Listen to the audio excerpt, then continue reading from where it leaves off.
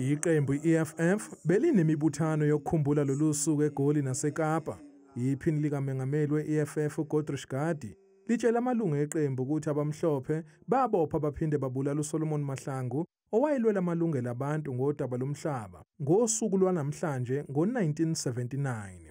They celebrated their coming to South Africa by taking a gallant fighter, a member of the armed forces of the Militant People's Army that liberated, together with our people in South Africa, this country, Solomon Kalushi Mahlangu.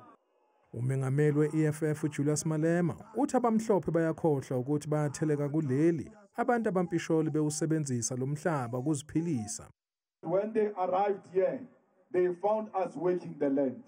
They did not teach us how to work the land. We've always, without fear, worked this land, and we've always had our own culture. uMalema ucizelele ngokuthi ngeke kube nokuthula kuleli uma umhlaba usaphethwe idlanzana labamhlophe.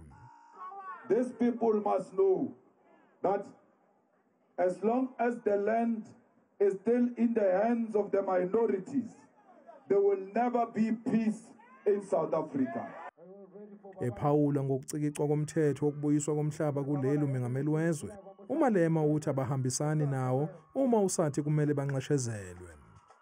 We don't want this expropriation act that Ramaphosa signed in the current form, because that expropriation says they must be compensated. How do you give criminals money? Where were you? Kumanje lolu daba lomhlaba lwenze iNingizimu Afrika yayinkukhu nempaka nezwe laseMelika.